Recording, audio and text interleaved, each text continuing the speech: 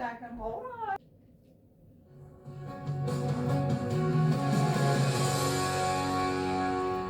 And we're beginning this Sunday morning with breaking news on the war in Iran. President Trump announcing moments ago a naval blockade of the Strait of Hormuz is beginning.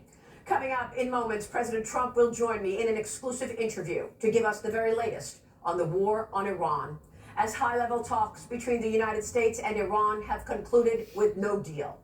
It was the first direct talks between the two countries in a decade, and the highest level talks between the two since the Islamic Revolution in 1979.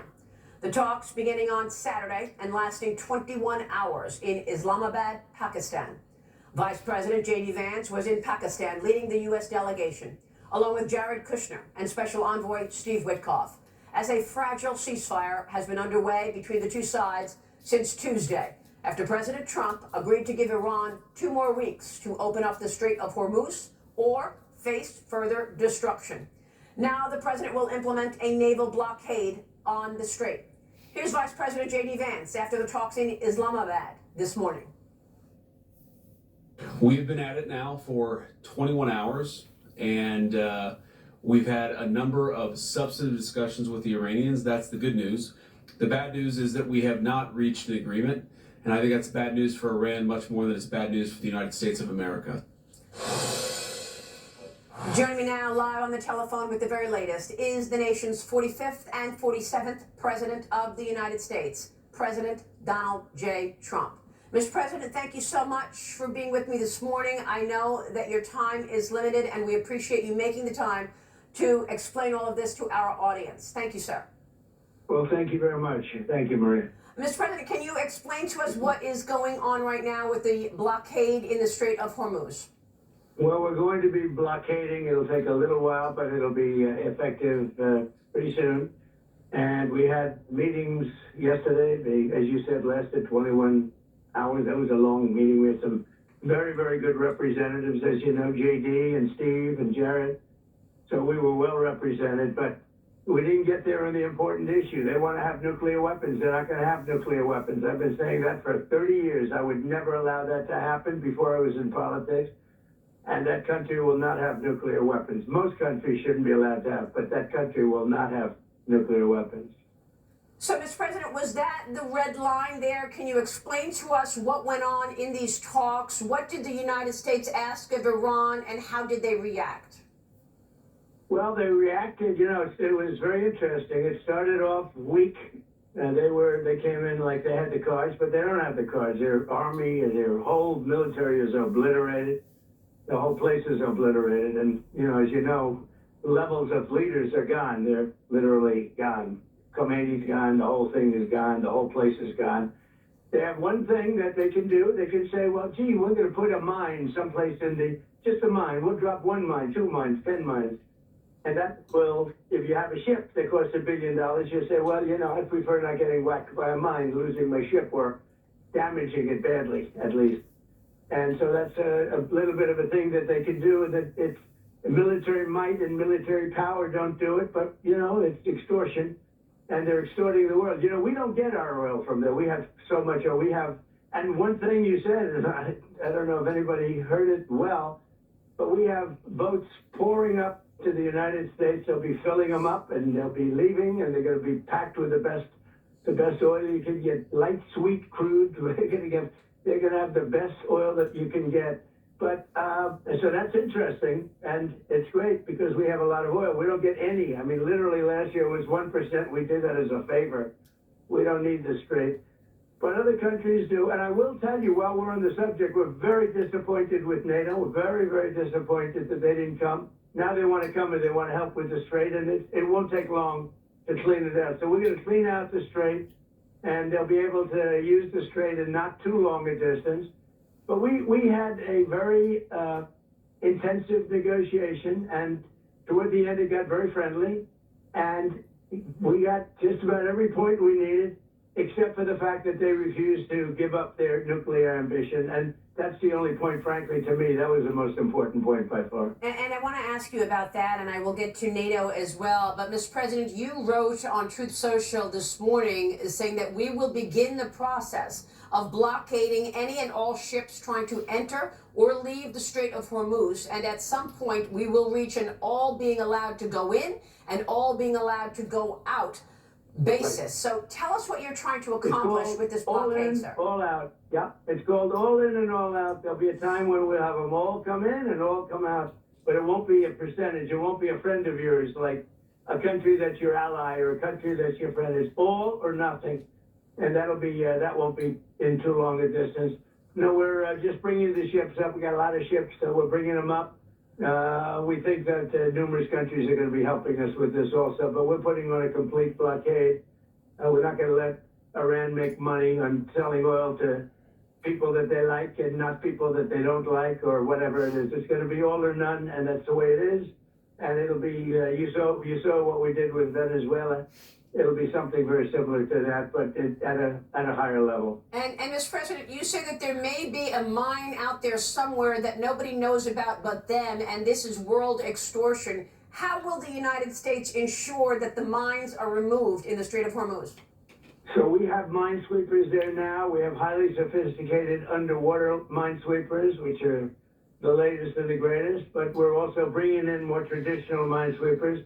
And so I understand is the UK and a couple of other countries are sending minesweepers. A lot of countries don't have minesweepers. Think of it, they had 28 mine droppers. What country has 28 mine droppers? 28 boats to drop mines. What country? They've been completely obliterated. They no longer. So we knocked out their entire Navy. They have 158 ships. They have 28 mine droppers. Every single one of them is at the bottom of the sea. Can you believe it? We did that in 4 days. Their Air Force is gone. Their if you look, anti-aircraft, all of their radars out. Anti-aircraft is, their defensive program is all knocked out. They don't have anything. And you know the sad part is, and I can't say this is big, we knocked out everything, including their leaders. Their military is gone, everything's gone, their missiles are down to a trickle by comparison. You know, we knocked out thousands of missiles. We knocked out hundreds of places where the missiles are built, different parts. They're pretty much gone. Probably, they say 85, 82%, 85%, who knows what it is, but we knocked them out. We knocked out where they make the drones, and the drones are less effective now, and also we have new machinery to kill the drones. You saw that. The computerized bullets, they call it, and also lasers. The laser melts the drone. It's a beautiful thing to see. So we have a lot of stuff. But think of it. We win this thing conclusively. Even yesterday they were saying no, it was a complete obliteration. And when you read the New York Times, you think they're doing well. Oh, they're fighting very hard. It wasn't a hard battle. This was a very easy battle militarily. But when somebody says, you know, we're going to drop a mine in the middle of the Strait of Hormuz, not much you can do to persuade a ship owner that has $1 billion ship that we're going to take a trip up the strait. Now, yesterday you probably saw, we sent 2 highly sophisticated, beautiful, brand new destroyers right through the middle of the strait, and nobody did anything to us because what we do is we follow the weapon back. So it follows back and it knocks out the people on the other side. Literally within 3 minutes they're knocked out. The technology is unbelievable, but we don't know whether or not they do, whether or not they put mines. They didn't talk about it yesterday. My inclination is to have a few, and I will tell you, it was a good meeting yesterday, really a good meeting, except for one problem, and it's 95%.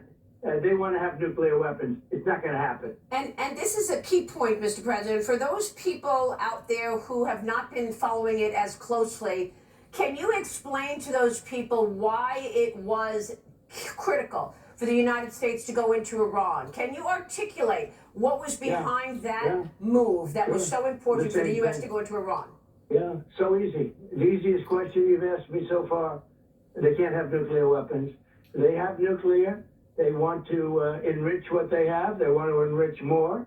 As you know, we knocked out with the B-2 bombers. Had we not knocked that out, they would have had a nuclear weapon within 1 month after we knocked out. In other words, had the B-2s, those beautiful B-2 bombers, totally obliterated their 3 sites. They had 3 sites.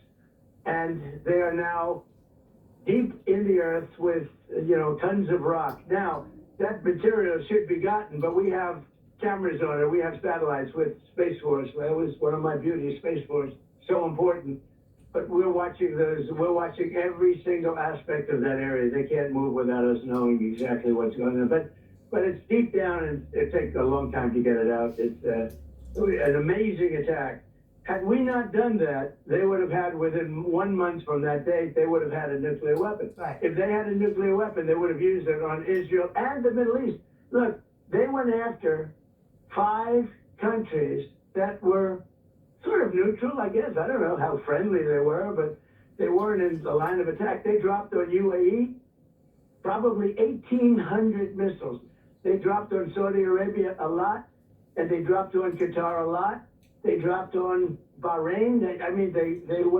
They went crazy, and everyone was surprised. Actually, it was good for us because they all joined us immediately. At some point. I mean, they're either going to be petrified or they're going to join. They all joined, and they've been very helpful. All of these countries have been great, and Kuwait. And this is the key point that I was getting to, and the reason that you feel they cannot have a nuclear weapon, because they will use it. And that's what I wanted you to explain to the audience. Yeah, I think they would use it. And they'd start with Israel, and one weapon would, do damage like nobody's ever seen. Wipe it out, conceivably, big one. Now, not wipe it out. They don't need more than one. And then they go after the Middle East, and then they'd eventually come here, okay? And we're not letting them come here, and we're not going to let them. We have great allies over there. I'll tell you, those 5 countries, look at the Israeli relationship. Look at the incredible partnership we have on this. And, as Bibi Netanyahu said, we're the big brother and they're the small brother. And, it's been a very effective team. What we've done literally in a matter of days, within 3-4 days, Iran essentially was wiped out. And it's so sad, though, when the press says they're fighting bravely. They're not fighting bravely. They have no anti-aircraft. We fly over there at will, can take out anything we want.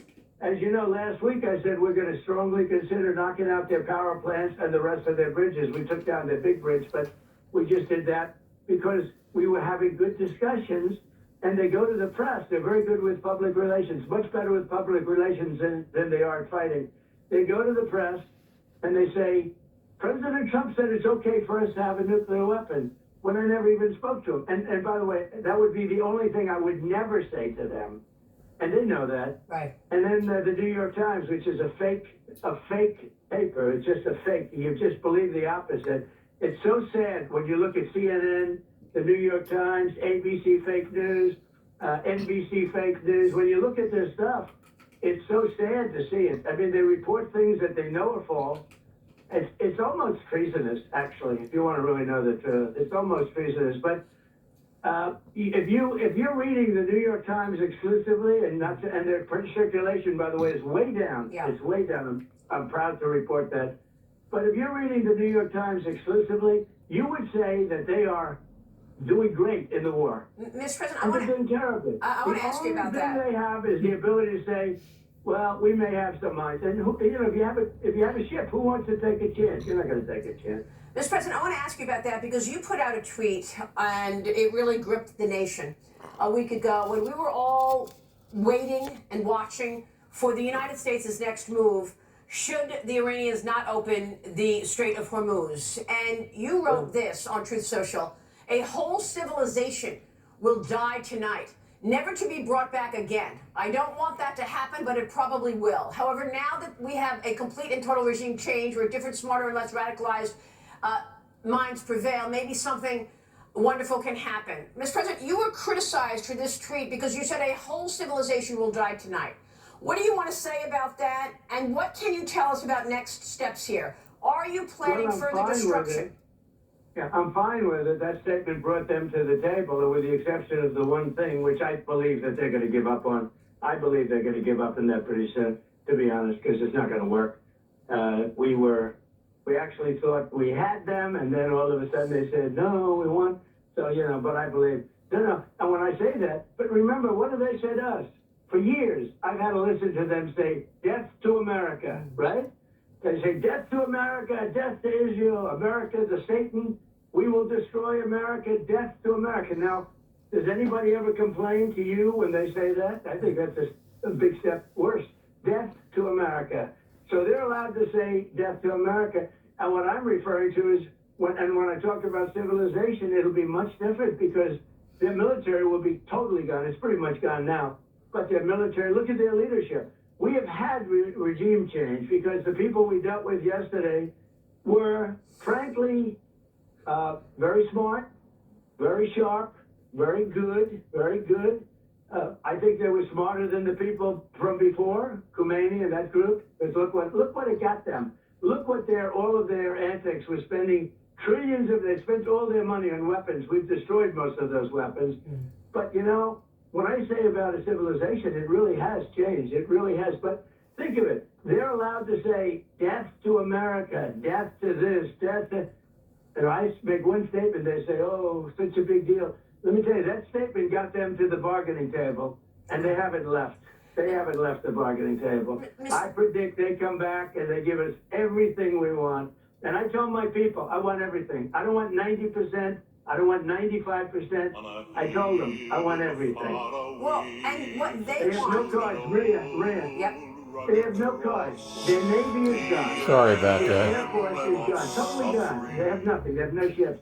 Came up without me doing anything. 158 ships are at the bottom of the sea. Good ones. Good ones. New. The Soleimani, they had one called the Soleimani, was taken out by one of our tiger sharks, by one of our rapidly moving submarines. It's amazing. Our military is so good. Do you know our military has a 94% approval rating now? Well, Congress has a 14%. The media has a 12%. When I started, the media had a 92% approval rating. Now they're down to 14%. Wow. And I'm very proud of it because they're very dishonest. Mr. President, I see what just took place in terms of our NATO allies pushing back and not supporting you and the United States. And I see what has happened with our Gulf allies in the Middle East who do not want a bully in the Middle East any longer. Are you expecting those Gulf allies to help you in this blockade in the Strait of Hormuz? Oh, yeah. What Sure. other countries are going to join that? Started. So the Gulf states, now you could say they're much closer, so maybe they have to do it. But, you know, they also could stay out. But they made a mistake when they started lobbing missiles at them. And here's the good thing. The Gulf states, they are rich and they have a lot of Patriots. Our Patriot missile, which is an anti-missile missile, and it's unbelievable. They fired at us one day at a certain asset that we have, namely the aircraft carrier Abraham Lincoln, one of the beauties of the world, one of the great beauties of the world. They fired 101 missiles out of 100. These things are going more than 2,000 miles an hour. And out of 101 missiles, 101 were shot down like nothing and are now at the bottom of the sea, the remnants of them. Think of it, 101 missiles shot. In a short period of time, all 101 were knocked out. So we have the greatest military equipment. We have the greatest people. We have the strongest military in the world by far, and everybody sees it, whether it's Venezuela or what we've done with Iran. And when I read, you know, the fake news talking about how well Iran's doing, they're not doing well at all. They're getting killed. I could take out Iran in one day. I could take down in 1 hour. I could have their entire energy, everything, every one of their plants, their electric generating plants, which is a big deal. And I hate to do it because if I do it, it takes you 10 years to rebuild. They'll never be able to rebuild it. And the other thing you take out are the bridges. I took out one just to show them because they went public with a statement that wasn't true. They admitted it. I say, I'm going to take out a bridge. And I took out a bridge. And that was the end of that. Now they've been really behaving quite well. But in 1/2 of a day, they wouldn't have one bridge standing. They wouldn't have one electric generating plant standing. And they're back in the Stone Ages. I'd rather not do that. But I do believe they're going to come to the table on this because nobody can be so stupid as to say that we want to have nuclear weapons and they have no cards. They have no cards whatsoever. So if they do not give up that effort, is that the plan? Will you further destruct Iran? Yeah, I will. If they don't give that plan up, yeah. I'm not in huge hurry. What we want to do is we'll open up the strait. But the ships are coming up to the United States. Let's talk about that. I've been inviting everybody. It's pretty good. Let's talk about that, Mr. President, because you referred to a post that hundreds of super tankers are headed to the Gulf of America to buy oil and gas from the U.S. What can you tell us about that, sir? Well, I can tell you that it used to be called the Gulf of Mexico. That's what I can tell you. Now it's called the Gulf of America because, I mean, one of my little things that I did, you know, one of my little sidelines. And it's a great honor. People are so happy. You go to Louisiana, you go to Florida, you go to these states, Texas. They're so honored by it. I used to say, why is it the Gulf of Mexico when we have 93% of the frontage? And, you know, it fronts 93% of the United States. I said, I think I'm going to change it to the Gulf of America. What a beautiful name. And I did. And I give a lot of credit to Google because once I filed the papers, I did it. And Google Map, once Google Map changed, you know, did it, it was a done deal. But we had lawsuits, we won everything. And it's now the Gulf of America, which I'm very honored by. But do you expect I must tell you, I was thinking about calling it the Gulf of Trump. And I decided not to do it. I think maybe it was a wise. I think that one maybe wouldn't have worked out. I'm not so sure. You'll have to tell me. But I was thinking about it's going to be called the Gulf of Trump. And then I said, you know, that's not going to play too well. I think you're. You know, I'm kidding. You're being facetious. I know that, Mr. President. But what about oil exporters? Tell me about this, because do you expect empty super tankers to go to the Gulf of America, to go to Louisiana, go to Texas? Well, they're already coming. Well, Texas, they're going to go to Texas. They're going to go all along our shoreline. I mean, we have the biggest ports, and they're going to go. Remember this, and this is pretty amazing. This is my time. That when I came into office, we were third and fourth in energy and in doing exactly this, the oil and gas and other things. Now we're bigger than Saudi Arabia. Think of this, and we're bigger than Saudi Arabia. Add Saudi Arabia with Russia, and add another country in there, whichever one you want. We're bigger than all of them combined. Think of that. That's all because of Trump. And when Biden inherited that system, he changed it. Then he tried going back to it because the oil was going up. You know, you remember it was going up $7, $8, etc. But look at even now. We have to get rid of this nuclear threat, and people in our country have oil. People in other countries are getting hurt. One of the things that most amazes me, though, the strait is for Japan, where they get 93% of their oil. You know that, Japan. South Korea gets 45% of its oil. These people haven't helped us. I say, are you guys going to help? And, you know, we have 45,000 soldiers and 50,000, respectively, at those two places. 45 and 50,000 soldiers. We guard them and protect them. And when we want a little help, they don't help us. And when we wanted help from NATO, they don't help us. And we paid, I don't know if you saw, almost $1 trillion toward NATO in a very short period of time to protect them against Russia, mostly. Yeah. And then when we're there, and, you know, Biden, I wouldn't have done this. You wouldn't have had the Ukraine problem, and Russia would have never attacked Ukraine. But under Biden, who was an incompetent president, he was grossly incompetent. Look, the election was rigged, you know that. I know that. Everybody knows that now. And it's all come out, and it's coming out. But under Biden, if you take a look at what happened, when he was president, that's a war that would have never happened. Russia attacking Ukraine. Yeah. And I ended 8 wars, including Pakistan. You know, Pakistan was great yesterday. They were the ones that really facilitated the meeting. Right. But they thanked it. Every time I see them, they thank me. They say, we're going to have a war with India. And as the prime minister said very openly to everybody, between 30 to 50 million people would have been killed. And I got it ended. I said, if you guys are going to have a war, we're not going to do any trading with you. Well, and believe it or not, I got it ended because of tariffs. Mr. Which President, the Supreme Court was not nice to me about. Is this all going to be enough? The blockade in the strait, the opening up capacity in the United States is this going to be enough to lower the price of oil and gas, sir? Well, eventually it's going to be lowered. No, it might not happen initially, but it's going to go down. When this is all over, look, the stock market, the Dow hit 50,000.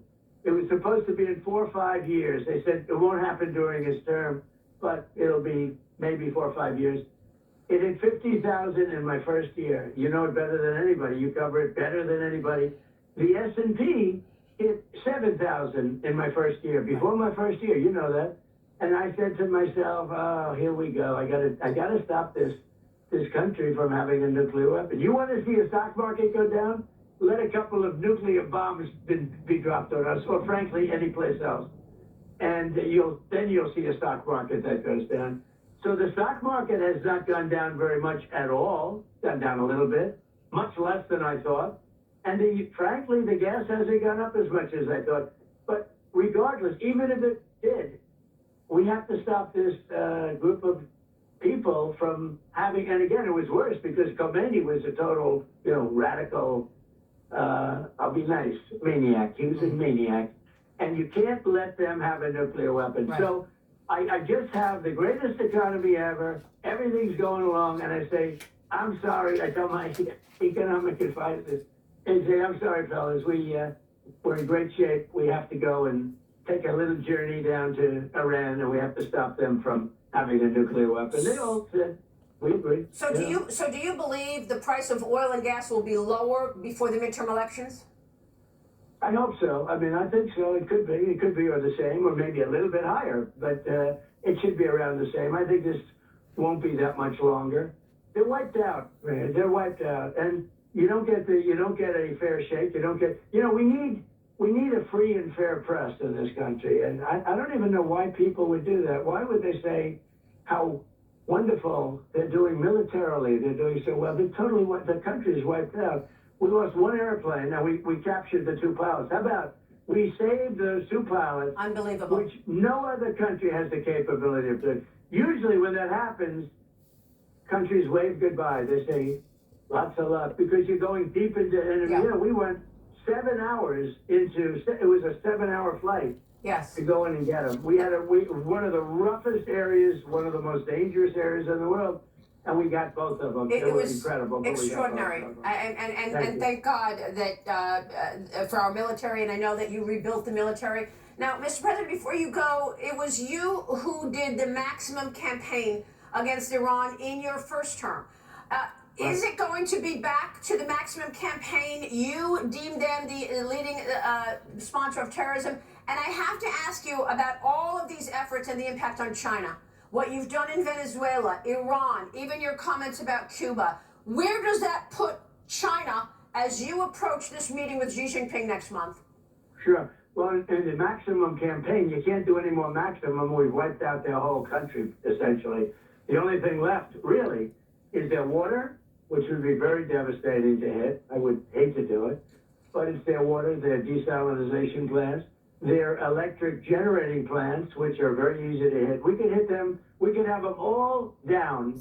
And I mean, down like you couldn't have electricity for 10 years, because it takes you 10 years to build those plants from scratch. You'd never probably be able to build them again. And the bridges. So that's really the only thing. We still have some more missile manufacturing plants. We know every one of them. We'll do that. We still have other things. But when you talk about maximum, I think, outside of those few things that are remaining, I think I pretty much maxed out. You are very, very violent and vicious. I don't want to have you against me. I'll tell you what you said. I think we pretty much maxed out, other than those few items. And we still have some plants left. We had another week left to knock out the rest of the plants, but we were knocking them out fast. As far as China is concerned, China can send their ships to us. China can send their ships to Venezuela. We told them, buy from Venezuela. We have a lot of overcapacity. We'd sell them, and we'll probably sell it for even less money. I have a very good relationship with President Xi of China, and we work together very well. They're paying us substantial money, as you know. We've never got money before. I listened to this Gordon Chang. He has no idea what he's talking about. We have been very tough on China. Tough but fair. And, it's an amazing place. But I have a very good relationship with China, and they've been doing my thing. I put tremendous tariffs. I put 100% tariff on all Chinese cars coming in, and that's destroying Europe. They're destroying Europe because they're taking away so much business from Mercedes and BMW, etc. And we don't have any Chinese cars in our country because they would have destroyed General Motors, Ford. They would have destroyed these companies if they did it. So I put 100% tariff on, and in all fairness to Biden, he allowed it to stay on, which is shocking to me. Right. It's one of the things, it's about the only thing he did good, but he allowed it to stay. So we don't have the problem that they have. You know, they're having tremendous economic problems in Europe because they're being just swamped with these Chinese cars. We don't have any. But Mr. President, just to be clear, you said the other day that any country that supports Iran and sends military equipment to Iran will face a 50% tariff if they try That's to bring correct. products. Did you That's correct. refer to China? Did you mean China? Yes, and other people, but yes, China too. Okay. If we find that China, because I hear news reports, so a news report doesn't mean much to me because they're so fake, but I hear news reports about China giving the shoulder missiles, what's called the shoulder missile, anti-aircraft missile. I doubt they would do that because I have a relationship and I think they wouldn't do that, but maybe they did a little bit at the beginning, but I don't think they would anymore. No, but if we catch them doing that, they get a 50% tariff, which is that's a staggering amount. And did you want to say anything about our NATO allies in terms of what comes next for them, given that, I mean, is it time for them to call Iran the leading state sponsor of terrorism? And what are you going to do because they did not help in this effort? Well, NATO is shameful. I mean, I didn't go wild at it. We didn't need any help. I would actually say, you know, if you want to help, great. If you don't want to help, that's okay. And they say, oh, well, you know, would rather not, sir, would rather not. They weren't there for us, you know. If I would have done it with force, maybe I could have gotten them to come in, but they would have come in really begrudgingly, and they would have stayed way behind. Now, I'm very disappointed. I mean, look at the United Kingdom. I love the United Kingdom. It's, my mother was, as you know, born in Scotland, and love it. But Mr. Starmer, PM Starmer said, we'll send the equipment after the war is over. I said, you don't need equipment when the war is over. You need the equipment before the war starts or during the war. He said, no, we'll send it after. He made a public statement that we will send equipment after the war is over. It was, that will, you know, that's a Neville Chamberlain type statement. And Germany, the same thing. He said, we didn't start this war. Well, we helped them with Ukraine. It would have never happened if I was president, by the way. We would have had the problem with Russia and Ukraine, but, you know, we had an incompetent president. But Germany said, he talked all about that we demand, and strong, we demand that this war stop. But most importantly, he said, we didn't start the war. Well, we didn't start the war with Ukraine, but we helped them. I mean, Biden gave them $350 billion. I'm not giving it. I sell things to NATO, and they do what they want with it. I guess they give it to Ukraine, but I sell things at full price. Yeah. And we sell it to NATO, and they do what they want with it. But think of it, to make that statement after we've spent $350 billion, they made a statement, the German statement was bad, but all the statements bad. Now, we have to re-examine NATO because they weren't there for us. And let me tell you, and I've said this for 25 years, they weren't there for us, and they won't be there for us. Yeah. They weren't there for us. This is just a military operation. This is not a hard thing for us. We are so much more powerful. I rebuilt our military in the first term. I'm using it in my second term. Yeah. And we have the greatest military anywhere in the world. And now I was right with spending all that money on the military. We have the greatest military in the world. We have the greatest equipment in the world. And it's amazing what we've been able to do. You look at Venezuela. We're doing so well with Venezuela. Great time to have Venezuela. And by the way, Venezuela now is making more money than they've ever made before. And we're participating in those profits. Right. Well, Mr. President, we want to respect your time. I know how busy you are this morning, and I know that we will have part 2 of this interview this week at the White House. So I want to thank you so much for calling in and breaking all of this news this morning, sir. I will see you this upcoming week in the Oval Office, sir, for part 2 of our interview when we discuss the broader issues and the impact on the economy, sir. Thank you, Mr. President. Thank you very much, Maria. Thank you. Bye. And please join me for my exclusive sit-down at the White House on Wednesday from 6 to 9 Eastern. We will talk with the president about the economy, and we will dive deeper into the road ahead for the economy on Tax Day, April 15th, this upcoming week. And it will be on Mornings with Maria on Fox Business. So do join us this week on Fox Business's Mornings with Maria when I continue my conversation with President Donald J. Trump. We will have more on Sunday Morning Futures after this short break. Stay with us for reaction.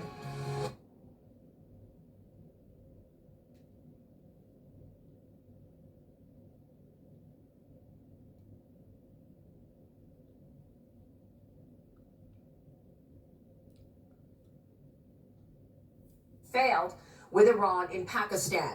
The president broke a lot of news just there, and one of the key points was the fact that the president said he is expecting the Iranians to come back to the table and agree to no nuclear weapon. Joining me now with reaction is Ohio Congressman and the chairman of the House Judiciary Committee, Congressman Jim Jordan from Ohio. Congressman, thanks very much for being here this morning. What is your reaction to the president's remarks just there? Well, I think the big takeaway is President Trump's a guy who does what he said he was going to do. You know, I always say we make this job way too complicated. It's pretty simple. What did you tell the voters you were going to do when you ran for the job, when you put your name on the ballot? If you get elected, go do what you said. No one does it better than President Trump. And you can just run. He said he would cut taxes. He did. He said he'd secure the border. He did. And he said he would not let Iran get a nuclear weapon. And he is determined to achieve that objective. I think that is the key. That has always been clear to me why we did this, why the president did this, why our troops went there, why we did what we did. Because he wants to make sure this regime does not get a nuclear weapon. And he's bound and determined to do that. And frankly, that shouldn't surprise anyone, because as I said, this guy means what he says and does what he says. Yeah, and I think it's very important to remember that Jared Kushner, Steve Witkoff are still in Islamabad. The president said he's expecting the Iranians to come back and agree to no nuclear weapons. So we're watching that, but he also said that if they don't, then the destruction will continue. And I'm wondering if the next front in this war is about destroying what is left of Iran's economy. I mean, look, if you're actually seeing these hundreds of super tankers head to the Gulf of America, head to the United States to buy oil and gas, that takes that market share away from Iran. And if China, and the president has this meeting coming up next month, May 14th, with Xi Jinping, if China ultimately is forced to agree to buy oil and gas from the United States instead of Iran, they will have to pay for it in dollars, and they will have to compete with others in terms of price, which is something they're not doing right now. No, I think that was the other big takeaway. Iran thought they were going to be able to leverage the Strait of Hormuz. Now President Trump is saying, no, we're going to leverage that. We are going to have the oil that we produce. I think he said a couple times in the interview that we produce more than Saudi Arabia and Russia combined. So he's going to leverage that for the benefit of America, certainly, but for the world as well. So they thought they were going to leverage something, and President Trump said, no, no, no, no, we are. Yeah. And that's, I think, the other big takeaway from his interview with you just a few minutes ago. Now, I did not ask him about reconciliation, because I'm going to ask him that next week when I meet with him in the Oval Office. And I look forward to that interview. That will be on Fox Business on Mornings with Maria. But Congressman, real quick before you go, we have an abbreviated session with you this morning. What do you want to see in the reconciliation package? Is it one or two reconciliation packages that you're planning? Well, we'll see, but we're definitely going to have to do at least one, because we got to fund ICE and we got to fund Border Patrol. I mean, think about the Democrats, Maria.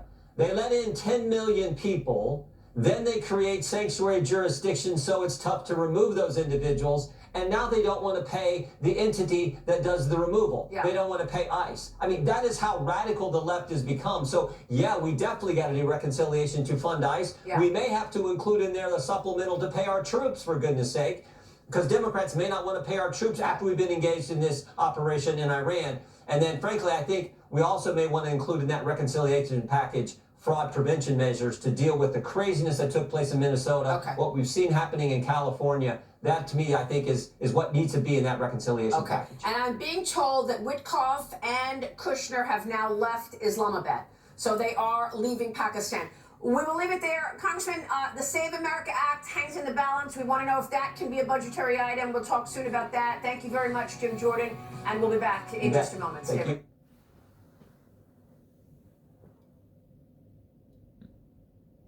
Broke down in Pakistan after the Iranians refused to end their efforts to build a nuclear weapon. The president walked us through next steps, and joining me right now with more analysis is former National Security Advisor Victoria Coates. Victoria, thank you for being here. I'll apologize up front. We have an abbreviated session with you. What is your reaction to the interview with the president?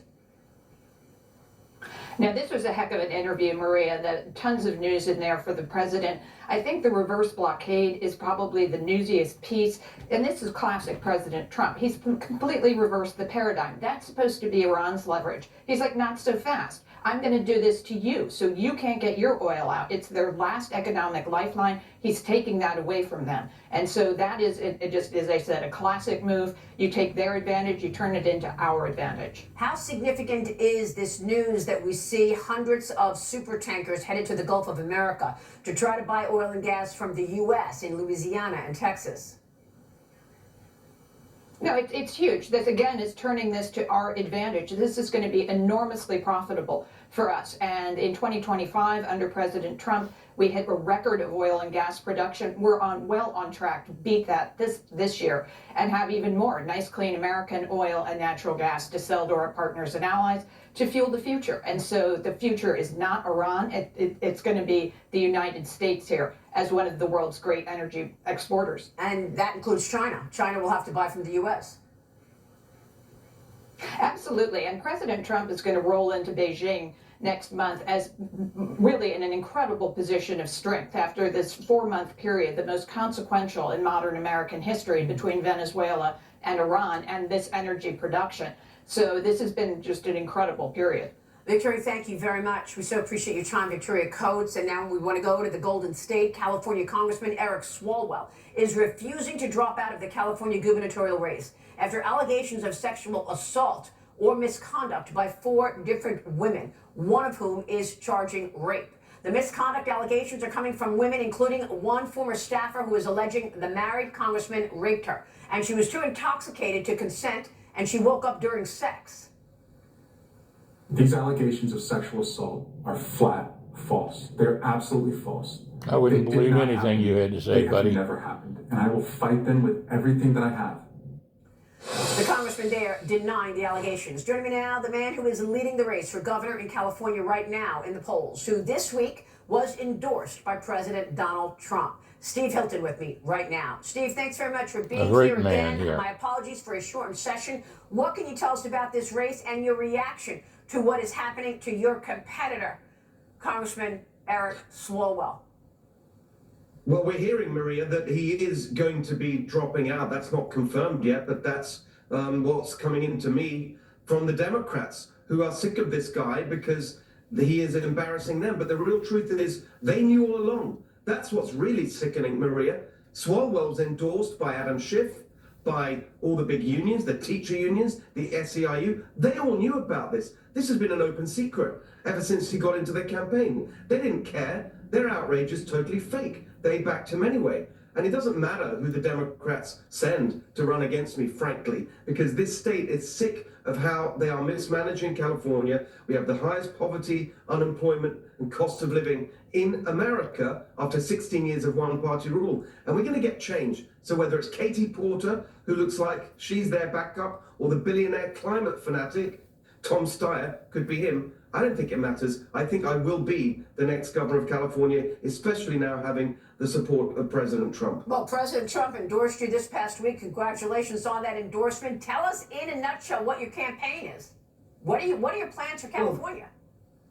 Well, one of them you can see right behind me, and it's highly relevant to what you were talking about with the president. $3 gas. $3 gas in California by opening up California oil and gas production. And here's the connection to what the president said. We have huge oil and gas reserves in California. Imagine if we had a governor in California who wants to work with President Trump to open up oil and gas production instead of what you've got now, which is Gavin Newsom has directed his bureaucrats to phase out oil and gas production in California. Right. Now, if we go in the other direction, that's going to help the president and the whole of our country to have energy dominance. And that's my plan. Top of the list, $3 gas is part of what I call Cal-affordable. Going to make life livable again for California businesses and families who've been crushed by the Democrats' taxes and regulations. Well, it's a good point because even Dan Yergin was with us recently and he said when you look at the states that are most impacted by what's going on in the Strait of Hormuz, it's California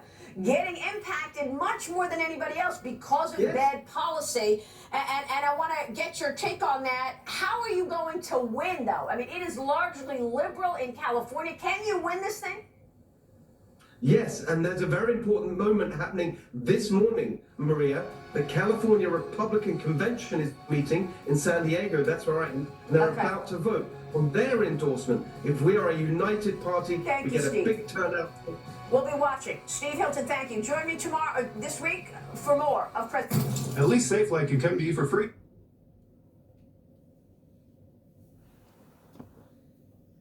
Hopefully the night we did. We're going to see you next.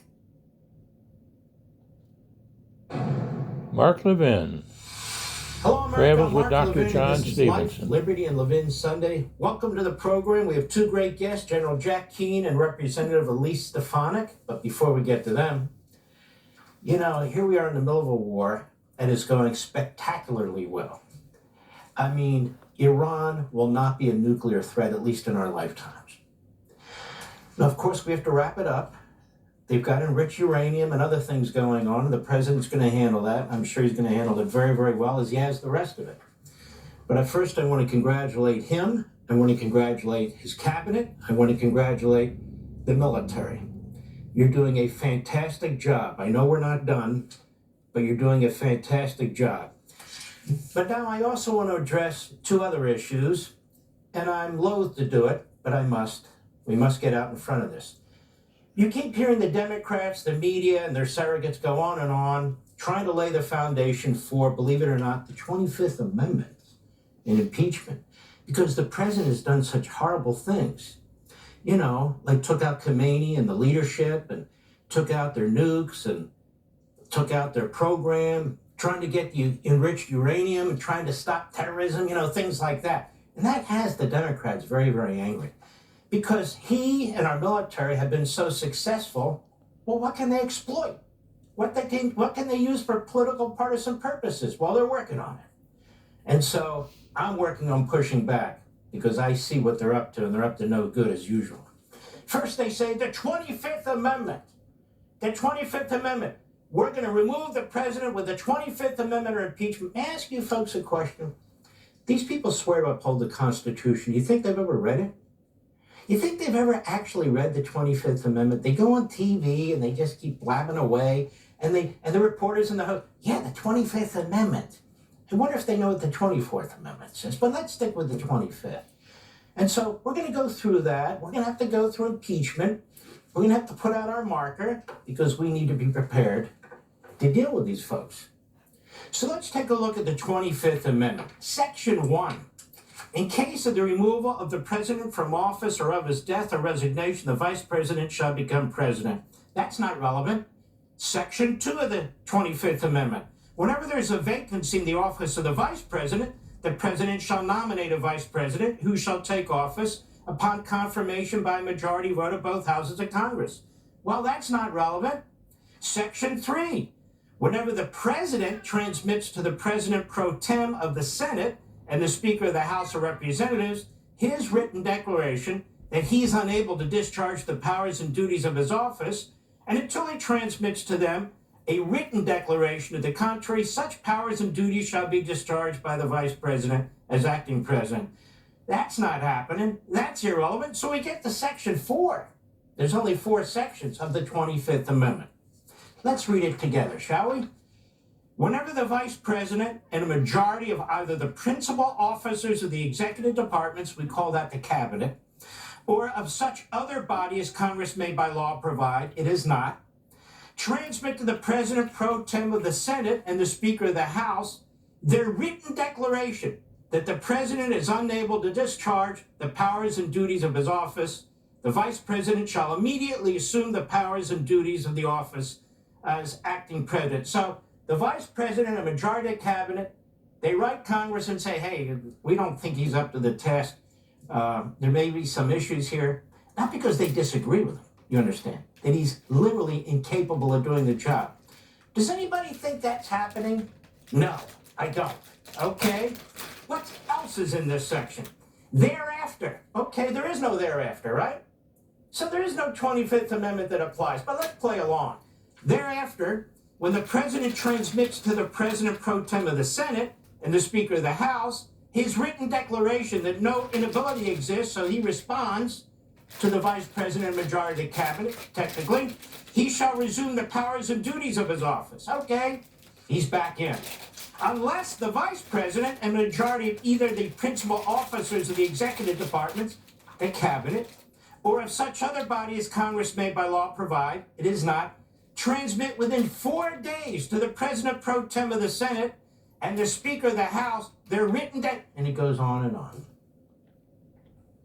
So when you see people like Ro Khanna and Chris Murphy, who really don't need an office in Congress, they just need an office at CNN or MS Now or one of those networks, the 25th Amendment. There's not going to be any 25th Amendment. And not only that, in the end, if there's a dispute between the majority of the cabinet and the vice president and the president, of which there won't be, 2/3 vote of both houses of Congress to rule that the president is unable to discharge his power. So what are they doing? What are they doing? They're trying to create static. They're trying to create an impression. Because the 25th Amendment has nothing to do with anything. Well, let's look at impeachment. Now, these Democrats are used to impeachment. They've done it twice against our president. Now, it's only been done 4 times in our history. Andrew Johnson, and then we had Bill Clinton, and twice against our president. And both times, in my view, those impeachments were utterly, utterly unconstitutional. So the Democrats in the House are capable of anything. They wave around a constitution that they despise, that they have no intention of following themselves, that they use as a cover for their conduct. So let's take a look at impeachment. Article 1, Section 2, Clause 5. The House of Representatives shall choose their Speaker and other officers and shall have the sole power of impeachment. Impeachment by a majority vote in the House. Article 1, Section 3, Clauses 6 and 7. The Senate shall have the sole power to try all impeachments. When sitting for the purpose, they shall be of oath or affirmation. When the President of the United States is tried, the Chief Justice shall preside, and no person shall be convicted without the concurrence of 2/3 of the members present. It takes 2/3 of the members present in the Senate to convict. Well, that's not going to happen. It's never happened with a president before, and it's not going to happen with this president. But let's go on.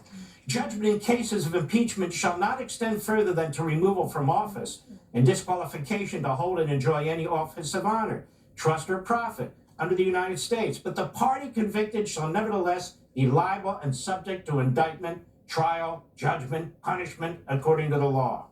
Wow. Article 2, Section 4. The President, Vice President, and all civil officers of the United States shall be removed from office on impeachment for and conviction of, the key words, treason, bribery, or other high crimes or misdemeanors.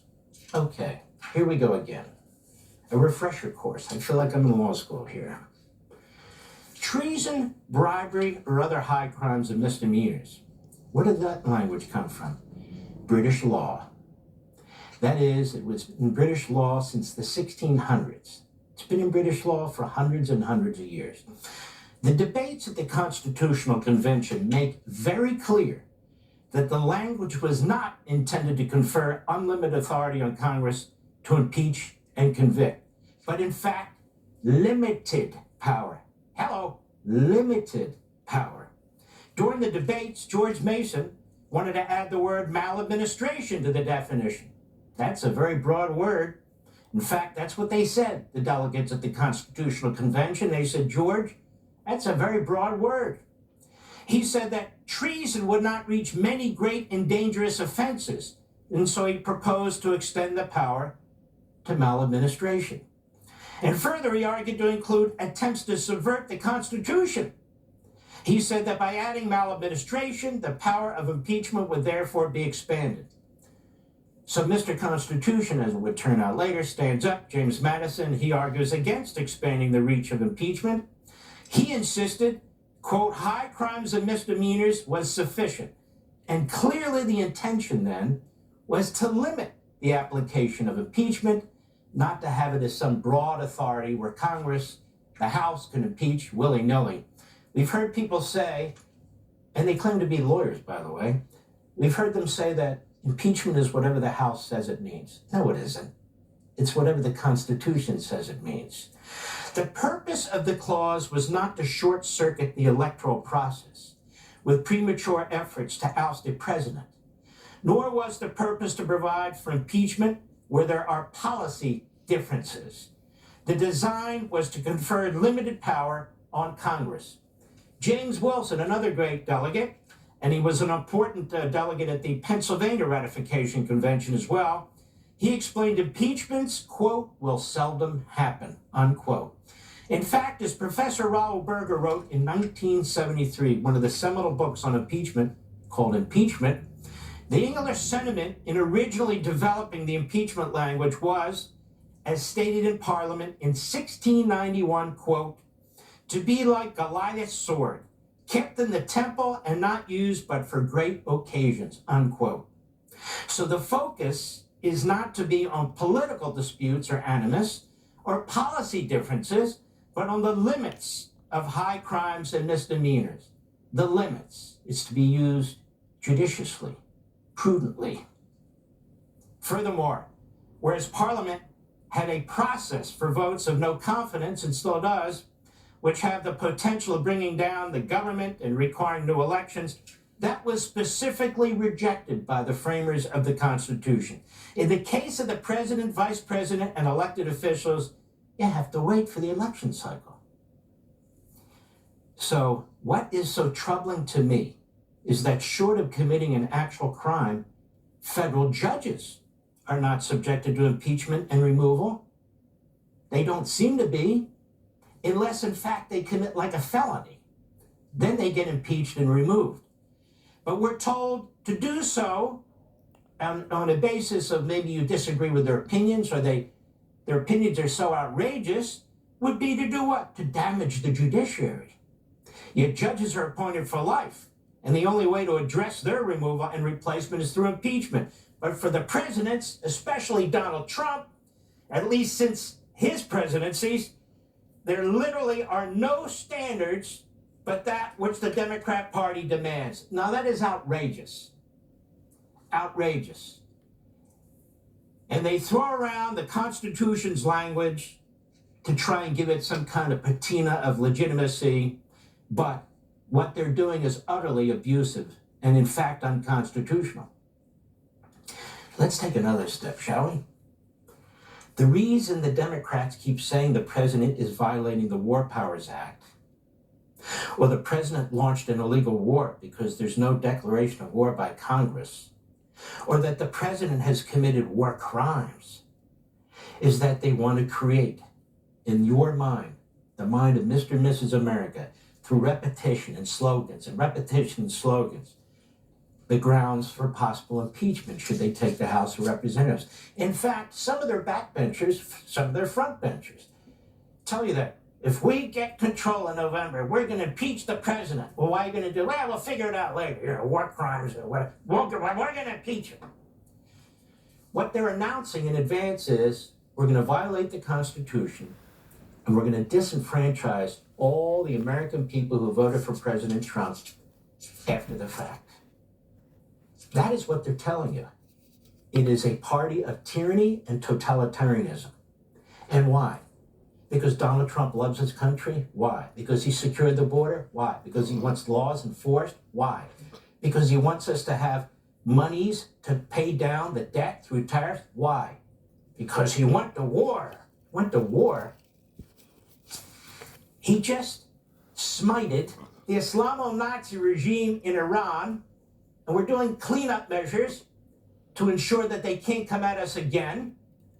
And that is an impeachable offense? Are these people crazy? Yes, they are. Yes, they are, and I agree with you. The 1973 War Powers Act, as I've said here repeatedly, is unconstitutional. And every president, Republican and Democrat, since 1973, has declared it's unconstitutional. Every Justice Department, Office of Legal Counsel, there's about 20 memoranda, has said the same thing. The Supreme Court hasn't ruled on it because neither Congress nor the president have wanted to take it to the Supreme Court. But of course, the president could. So what do we do? Impeach him on the War Powers Act? And besides, he's complying with the War Powers Act. Doesn't seem to matter to them.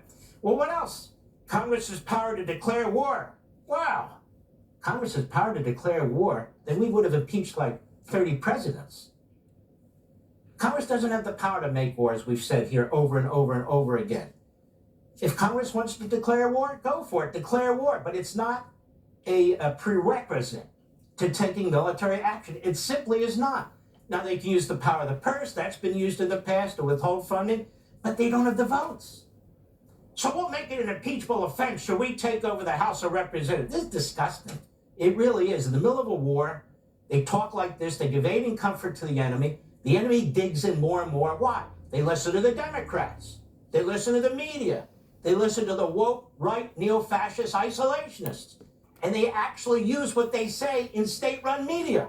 Now, what about the president and all these war crimes? What war crimes? Well, did you see his text? It's not a war crime. Well, he hit a bridge. He might hit more bridges. And he might actually hit oil depots. It's called hitting dual-use infrastructure. We've done it in every single war that I can think of. Every single war that I can. That's not a war crime. That's not a war crime under any rules of war. But they want it to be. The president has not committed war crimes under any interpretation of the rules of law, the targeting of dual-use infrastructure. The Democrats are kamikazes. They'll blow up the system. They'll blow up the Constitution. They'll blow up whatever they have to blow up. They'll blow up our sovereignty and the border, our immigration system, our legal system. Just don't blow up the Iranian regime, that's all. But they'll do it, take it all down. They don't care. Why? Power, baby. It's about power. The country is secondary, tertiary. The Democrat Party comes first. Whatever we have to do, use the Constitution to destroy the Constitution, use liberty to destroy liberty, allow the Iranians to have nuclear weapons, whatever it takes, man. That's right. Don't deport criminals. Allow them to roam our neighborhoods and our communities and, kill and rape and maim. Whatever it takes. Now, keep in mind, they can never actually remove Donald Trump because there will not be enough votes in the Senate. But that's not their point. As with those two prior unconstitutional impeachments in his first term, their goal is to use the Constitution and in the impeachment process to try and undermine his presidency, distract his administration, and they hope pave the way to 2028. Remember, if you look at the Democrat Party through the lens of power, their power, not the empowerment of the people, not the betterment of the people, not love of country, but their power, then you'll understand completely why they do everything they do. So in other words, it is purely political, exactly what the framers of the Constitution rejected. We'll be right back.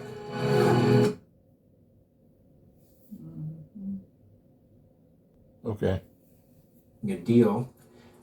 We know that the President of the United States had multiple red lines, and very, very important red lines, which he put out in the first place. So they come to this negotiation, and they don't sound like they came to this negotiation with the idea of giving up. What do you make of all this? Yeah, well, I think they likely came in with the idea that because of the pressure of the Straits of Hormuz, that we would make some concessions and bend to their will a little bit. I think they're pretty naive. It's not the first time, they miscalculated about American resolve and determination, particularly as it's associated with this president, who has a history of not taking any nonsense from them. So we're not surprised. They may be a little surprised. And listen, we got to get rid of this fiction that Galibov and the foreign minister and others that we're dealing with are not of the ilk of the previous leaders. I mean, clearly the other leaders led for a length of time, but they're all the same. That's just the reality of it. Galibov and the guy that's running the IRGC, Ahmad Vahidi, they are from the same stripe. They are hardcore, theocratic, tyrannical, brutal regimists. That's who they are. And this guy Galibov, you know who his best friend in life was growing up? Qasem Soleimani. And they joined the IRGC together. And they've been helping each other throughout their careers until such time as Qasem Soleimani was taken down by the Trump administration. So we shouldn't be that surprised, you know, that they're not taking a deal, because they're hardliners and they expect us to fold our hand. And we're not folding. And the good news is, I respect all the negotiators there, but our backstop, our number one backstop, who I'm confident they were talking to, is President Trump. And he's not going to take a bad deal here from these guys. So on the table certainly was number one issue, nuclear. You do not enrich uranium. You give up all the enriched uranium you have. You give that up to us, or you give it up to somebody else, and we have inspectors there to verify that we're taking it out. And then all of your nuclear facilities that you have, now we've been bombing some of them, understand that, Mark, but all of those nuclear enterprises that you still have, they have to be dismantled, and that has to be verified. And then there's got to be, not stated in the deal there to us, but certainly on the table, is anytime, anywhere inspections. And why is that? Because you can't trust these guys. I mean, they lie and they cheat. That's just the reality of it. Also, on the table was, you're going to have to make a deal so that there's peace in the region with the Arab allies and ourselves, but this is the vehicle for it. And you're no longer going to support your proxies. What brought us to this point with the Israelis and the Americans is, after the 12-day war, we recognized through intelligence that the Iranians recommitted to all of their maximalist goals. After that, and after Midnight Hammer, that shut down most of their nuclear enterprise. And what does that mean? They began to accelerate the building of ballistic missiles under the ground. China was helping them do this, and they were doing it at a speed that alarmed the intelligence services, and that certainly got the attention of Prime Minister Netanyahu and our president as well. They started, Mark, funneling money through different networks to the proxies, hundreds of millions of dollars. They changed it.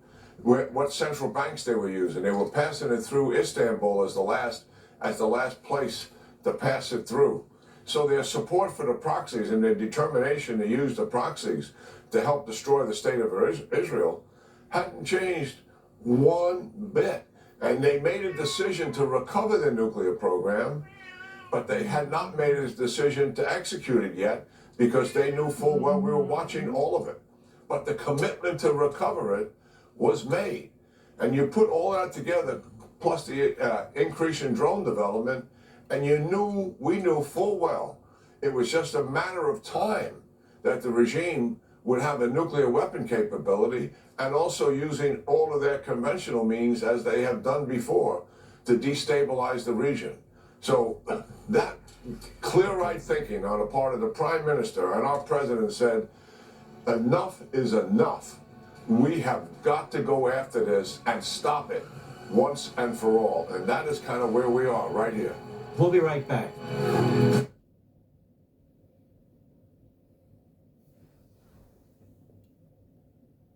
Will begin a blockade on all Iranian ports in the Strait of Hormuz starting Monday at 10 a.m. Eastern Time. The move comes after 21 hours of peace talks between the U.S.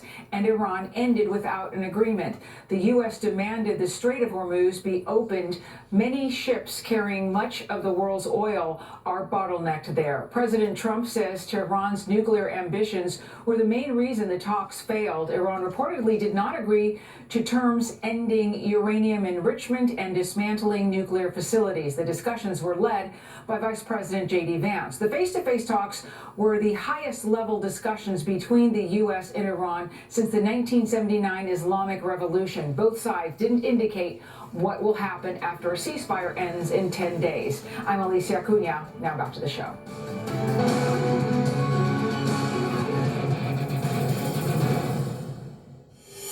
Welcome back, America. General Jack Keane. Just three things off the top of my head. The Straits, Lebanon, and once we leave, are we going to leave totally? Because I fear that like China will come in and help them rebuild and so forth and so on. What are your thoughts? Well, let's start with the Straits. Now, certainly the Straits were part of the negotiations on the table, that they had to stop the control of the Straits of Hormuz for sure, and of course they walked away from that. But President Trump took action here, and it's absolutely the right action. And the first action he took was to conduct a blockade in the Gulf of Oman for ships that are coming into the area to go up to the oil distribution points that the various countries have, obviously through the Straits of Hormuz, and also to block all shipping that would come through the Straits of Hormuz. Gulf of Oman is a perfect place to do it. It's not bordered by Iran, and there's a much bigger body of water, so we can work in that area to quarantine and blockade and hold those ships. China certainly is one of the recipients of that oil for sure, as are India, Turkey, and Pakistan. Those countries will be affected by that. Hopefully they'll pick up the phone and dial Iran and tell them, you got to knock off trying to control the Straits of Hormuz. We've got to keep the transit moving. It is an international passage point. So this is all about President Trump calling them on this, and I believe we got huge momentum as a result of that decision. And what can Iran do about that? Here's the choices they have. They can stalemate with us. In other words, they don't do anything, we don't do anything. Nothing's moving up or down into the Straits. Or they can take some kind of action against what we're doing. If they do that, they have violated the ceasefire, and we're back where we started from in terms of combat operations if they pull a stunt like that. In other words, the president is holding the cards now. Just a few days ago, Iran thought they were holding the cards by holding on to the Straits of Hormuz, and they thought that was going to give them leverage in the negotiations. It gave them no leverage whatsoever, as a result of it. The other thing is, what is going on in Lebanon? The reality is that the Hezbollah, at the order of the Iranians, have fired 6,000 rockets into northern Israel. In and around the area of the Sea of Galilee, many people have been to Israel, regardless of what your religion is, have likely toured that area. And from what I understand now, from talking to the Israeli ambassador, it's relatively uninhabitable as a result of what has taken place. Israel is not going to stand for that. So what is happening here, south of the Litani River, where all of those rockets are fired from, most all of them, some of them are north of that, and they've already hit those operational areas, they are going to continue operations, and they're going to take down all of the physical infrastructure in the area. They've told all the people to move out of the way so there's no harm to them, and they're going to continue to pound that. They're not going to let Hezbollah occupy that area again. There's troops on the ground, and they have air power doing it as well. So that is the right answer. And going back to the Straits, let me just emphasize something else. The president has also told the United States military to, if needed, to clear and secure the Straits of Hormuz so we can begin to bring convoys of ships down through that safely. So that is a mission that they're prepared to execute if they need to do it. And that's kind of where we are. We're actually in a pretty good place. General, thank you as always. That was brilliant, and I really appreciate you. And God bless you, my friend. Yeah, you too. Take care, Mark. You hit it out of the ballpark time and time again. You're very kind. We'll be right back. I need you to open the door, man. Let's go. Hey, supervillains. Punch her? You're joking me. Looking for a fight? Well, look no further. Cops is back with all new episodes. Oh, that's a lot of crap. Randy? These heroes mean business. Cops, all new episodes, streaming now on Fox Nation. You will not announce yourself before you touch me physically. When curiosity strikes about the everyday lives of your family, we're here with answers only your ancestors can provide.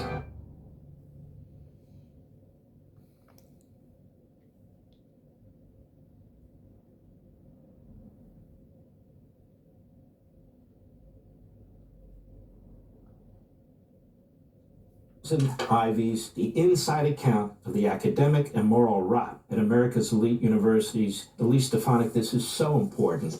And you update all these issues and you give us chapter and verse of what you've had to deal with and what's going on here.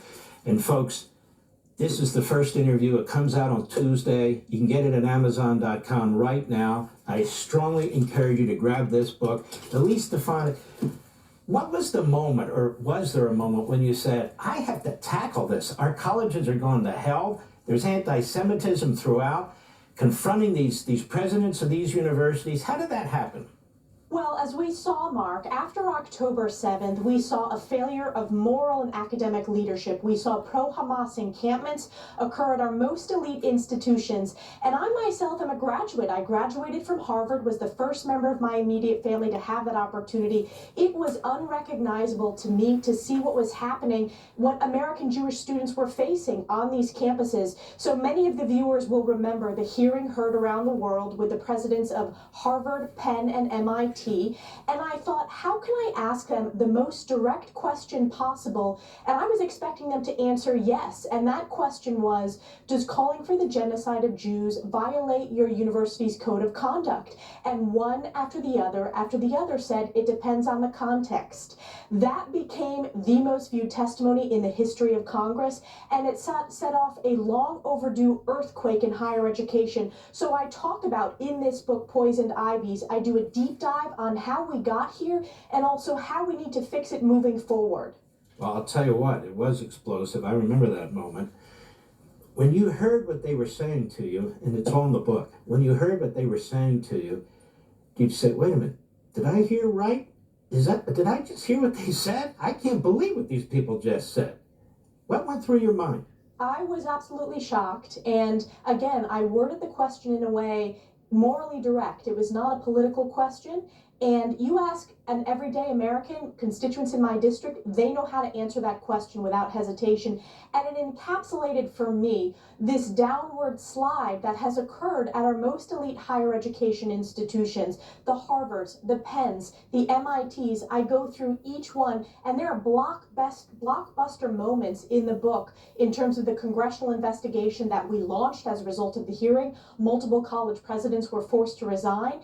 It created the disclosure of plagiarism scandals of the former president of Harvard, and it is related directly to what is happening today, Mark. If you look at the foreign influence on these campuses, whether it's foreign dollars from Qatar and communist China, if you look at the election of a radical socialist like Mamdani, we don't have that without what happened at Columbia with the pro-Hamas encampment takeover. So no, I did not expect them to not answer it correctly, but it created an earthquake that we are still grappling with. And of course, today, as we've seen over the past weeks, the Trump administration has taken correct executive action based upon that hearing and my oversight work. And you have the Department of Justice lawsuits correctly filed against Harvard who have failed to protect civil rights. So if you care about higher education, if you care about national security, this is a book for all Americans, parents, students, because we need to save these higher education institutions from this rot.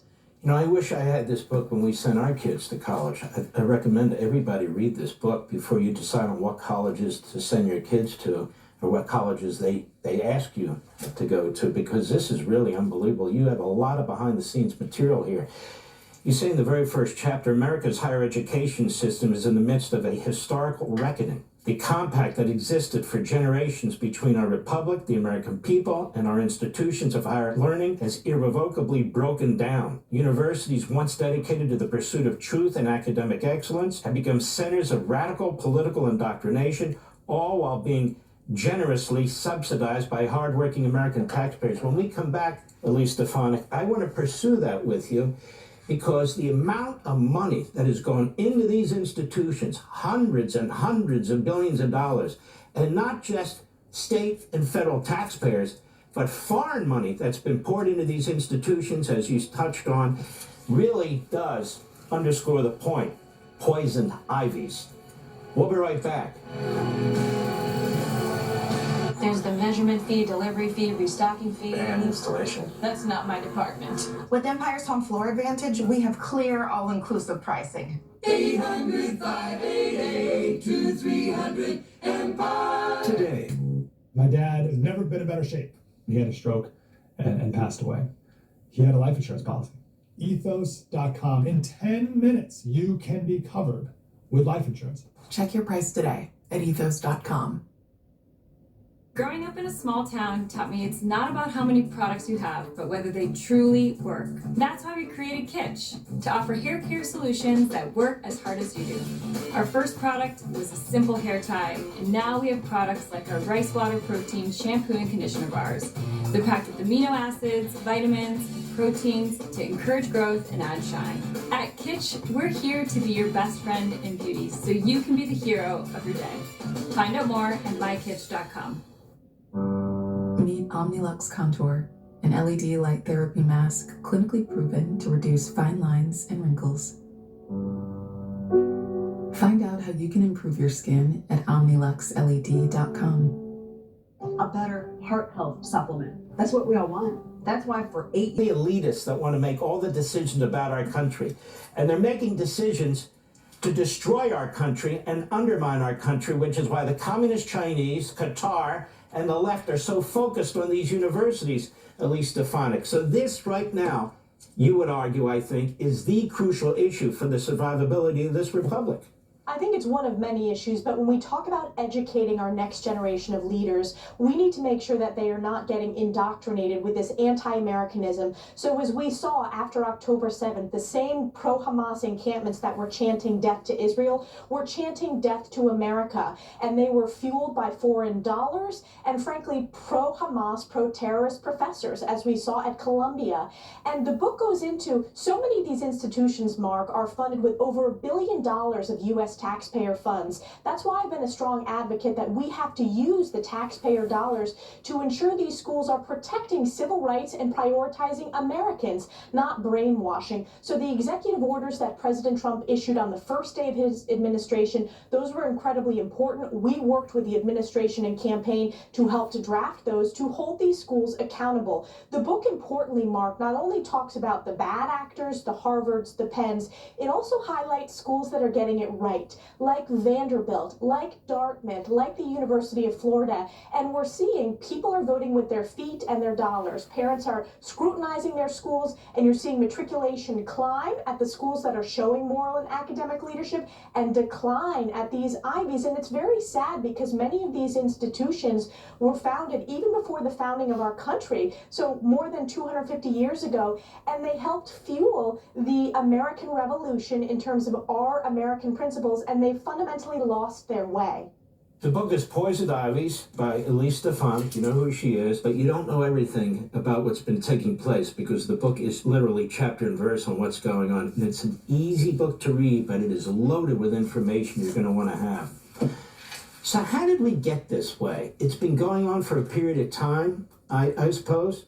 It has been a downward slide over decades. It didn't happen overnight, and I talk about this in the book, Mark. I talk about how the professor tenure program, where you have the self-selection of increasingly radical leftists and Marxists, particularly in humanities and Middle Eastern studies.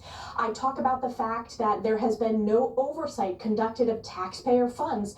I talk about the DEI regime, which at its core is anti-Semitic. In the case of Harvard, for example, even prior to October 7th, the Hamas attacks against Israel, you had Jewish students reaching out to Harvard, raising concerns of the increase of anti-Semitism. They reached out to the Office of DEI, and yet they didn't even get a response. So at its core, this administrative state in these universities is taking us away from academic excellence. In addition, I talk about the foreign funding, which I've touched on, where you have billions of dollars every year going to U.S. institutions. And then the other piece is the endowments of these institutions are tens of billions of dollars, yet tuition rates continue to skyrocket. There needs to be a deep dive, and that's what this book is, on higher education, to ensure that our next generation of leaders is not, as I said, indoctrinated with this anti-Americanism, and it's really an attack on Western civilization. If you look at its core, the anti-Semitism on college campuses is an attack on Western civilization and our American values. 100%. The book is Poisoned Ivies. I wonder if it'll be on a reading list in any of these Poisoned Ivy schools for people to do book reviews and so forth and so on. Folks, I can't recommend this strongly enough. It'll be out in all the retail bookstores on Tuesday. You can pre-order it right now on Amazon.com. I only have a little bit of time left. It's a very thorough book. I can see you really put your heart and soul into this book. What's the bottom line? What is it that you want people to get out of this book? The bottom line is we have an opportunity as Americans to address higher education reform, and exposure and transparency is part of that, Mark. So these Ivy League have rotted. They've rotted morally and they've rotted academically. Fellow Americans need to speak out, need to step up, and have full-blown higher education reform. I have done my part in Congress with the hearing heard around the world, but people know that higher education has fundamentally lost their way. We need to right the ship to save this next generation and return to academic excellence and the founding missions. We want America First institutions, not these pro-terrorist apologists that are existing at these universities. So read it. It's Poisoned Ivies. You can order it, pre-order it today. And it was the hearing heard around the world, over 1 billion views. If you watch that clip, you're going to love this book. You've done a fantastic job as a public servant. This is a fantastic book. You're a great author, too. Poisoned Ivies, you can get it at Amazon.com, any major retail bookstore. I encourage you to get it right away. Elise Stefanik, God bless you, my friend, and all the best to you. Thank you, Mark. I'll talk to you soon. Talk to you soon. We'll be right back. When you